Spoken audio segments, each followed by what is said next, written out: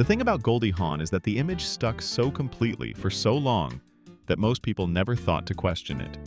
The giggle, the blonde hair, the look on her face that suggested she might not be entirely sure where she was. That image made her one of the most bankable stars in Hollywood for 30 years, and it had almost nothing to do with who she actually was. She grew up in Tacoma Park, Maryland, just outside Washington, in a house full of music. Her father, Edward, was a band musician and conductor who led the orchestra for Arthur Godfrey's radio and television broadcasts for years, and played at multiple presidential inaugurations. Her mother, Laura, ran both a dance school and a jewelry store. It was a working family, not wealthy, where both parents stayed busy all the time. Her father was of German and English descent. Her mother was Jewish, the daughter of Hungarian immigrants. She was raised in her mother's faith and grew up Jewish in a household where that was simply what the family was. Growing up with that background in the 1950s meant navigating a lot of unspoken pressure. She has talked about being told by kids at school that her nose looked Jewish, about being made to feel like she was something other. Those moments didn't just pass through her, they stayed. She started dancing at 3. By the time she left college, she was already running her own ballet school and teaching students of her own. She had enrolled at American University to study drama, then left at 18 or 19. The academic approach felt wrong to her, too removed from the actual work. She moved to New York instead, barely out of her teens, almost no money, trying to find work as a dancer or an actress or both. She go-go danced at a discotheque to pay rent. She took a job as a can-can dancer with a traveling show to keep working. These are not details she buried or was ashamed of. They just tend to get dropped from the story because they don't fit the eventual image of the cheerful, comfortable Hollywood star. She came back to New York, kept doing theater, kept taking small parts, kept looking for the break.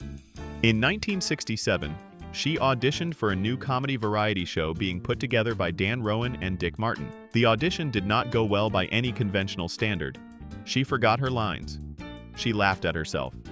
The producers watched her laugh and decided that the laugh was actually the thing they needed. Laugh-In launched in January 1968. It was a cultural thunderbolt, fast and strange and politically alive, in a way television at that moment was just barely learning to be. The show changed American comedy on television. And Goldie Hawn, in a bikini, getting painted with jokes, giggling at everything around her, became one of its biggest stars inside of a few weeks. What's worth understanding about her Laugh-In persona is that it wasn't passive. She was playing a specific kind of airheaded girl, yes, but she was also timing everything perfectly underneath the giggle. She understood the camera in a way that some people spend decades trying to learn. She was 22 when the show became a national phenomenon. She was not prepared for the speed of it. She has talked about the panic attacks that began in that period, about the sensation of her own body going wrong in front of strangers. She was on a film set in 1969, early in her first major production, and she could not stop shaking. The film was Cactus Flower. She played a dental assistant caught in a romantic tangle, a small part in a movie that also starred Ingrid Bergman and Walter Matthau. She won the Academy Award for Best Supporting Actress. She was 24 years old, and she had been professionally famous for about 18 months. She stood at the podium and cried. The audience found it completely charming. It fed the persona perfectly. But she was also genuinely undone, and the charm and the crisis were arriving at the same time, stacked on top of each other, impossible to separate. That fear sent her somewhere most of her contemporaries did not go. She started reading about Buddhist philosophy, about consciousness, about what meditation was and why it worked. This was not something you announced if you were a young actress in 1969. She was doing it quietly and alone, trying to find a way to live inside her own nervous system. The meditation became serious. It stayed serious. Over the following decades, she met the Dalai Lama multiple times, not as photo opportunities, but as an ongoing intellectual and spiritual exchange. She studied with actual teachers. She kept the practice through pregnancies, divorces, career upheavals, and decades of public life. This is probably the single most important thing about her, and it gets the least space in most accounts of her life. She married Gus Triconis in 1969. He was a dancer and choreographer, someone she had known before the fame arrived. The marriage did not survive the fame. They separated in the early 1970s and divorced in 1976. She doesn't discuss that chapter in much depth, and the public record doesn't offer much. It was a relationship that closed. The mid-1970s were her years of trying to figure out what kind of actress she actually wanted to be. She worked with Steven Spielberg on the Sugarland Express in 1974, his first theatrical feature. She was raw and emotionally present in that film in ways that had nothing to do with the giggling character people had already decided she was. Critics noticed. The film didn't make much money. She was in Shampoo in 1975 with Warren Beatty and Julie Christie. It was a dark, sardonic film about Los Angeles in 1968, about desire and self-deception and the way people use each other. Her role was not comic. She played a woman knowingly involved with a married man, clear-eyed about what she was doing, not performing guilt about it. She was genuinely good in it. It did not change how the industry saw her. The problem was that audiences had already made up their minds. She kept trying to show them something else. They kept seeing the same thing. This is a specific kind of exhausting that is different from failing. She was succeeding constantly while the thing she actually wanted to communicate wasn't landing. She married Bill Hudson in 1976. He was part of the Hudson Brothers, a pop group with some following in that decade. They had Oliver that same year, and Kate in 1979. The marriage was troubled from early on. They separated in 1980, and the divorce was finalized in 1982. Bill Hudson has said bitter things publicly about those years. Kate and Oliver have both been candid about their relationship with their father, which is a diplomatic way of saying they've been candid about the distance. Goldie has not matched Hudson's bitterness in public. That restraint is its own kind of answer. She was raising 2 young children and trying to hold her career together when she started fighting to get Private Benjamin made. She wasn't just the star of that film, she was the driving force behind producing it. The studio wasn't convinced. She kept pushing anyway. Private Benjamin came out in 1980. It made enormous money. She was nominated for the Academy Award for Best Actress. The nomination was significant not just as a performance recognition, but because the film had come from her own initiative, her own push to get it made at a moment when women were not doing that in Hollywood. She had turned herself into a producer, and it had worked. The film itself was more layered than its premise suggested. The setup of a spoiled woman stumbling into the army could have been simply a joke at her expense. Instead, the film was about a woman dismantling every structure that had defined her and finding something underneath. If you knew anything about Goldie Hawn's actual situation at that point, the parallel was not subtle. She first crossed paths with Kurt Russell in 1966 on the set of a Disney film called The One and Only, Genuine Original Family Band. She was 21. He was 15. She has said she barely noticed him. It would be years before that changed. They were cast together in Swing Shift in 1983, a film about women working in wartime factories directed by Jonathan Demme. The production had significant problems, including a prolonged conflict between Hawn and Demme over the direction of the film. The relationship between the 2 stars did not have those problems. They have been together ever since. They did not marry. This choice has followed them for 4 decades of interviews. Her answer has been consistent. The absence of a legal obligation forces both people to keep actively choosing to be there. Russell has said similar things. Whatever the reasoning, they are, by every observable account, genuinely devoted to each other. They had Wyatt in 1986. She now had 3 children across 2 relationships, 2 from the marriage that ended, 1 from the partnership that hasn't. Oliver and Kate and Wyatt grew up in the same houses and have consistently described their family as close and real. A lot of blended families in that specific orbit of late Hollywood celebrity did not look like that. Kate became a movie star in 2000. Almost Famous was the kind of debut that announces something. She was nominated for an Oscar. A major romantic comedy career followed, and then later a pivot into wellness and business that made her independently successful in an entirely different field. Oliver built a career as an actor with a quieter public profile. Wyatt worked steadily in film and television and proved he had his own presence on screen.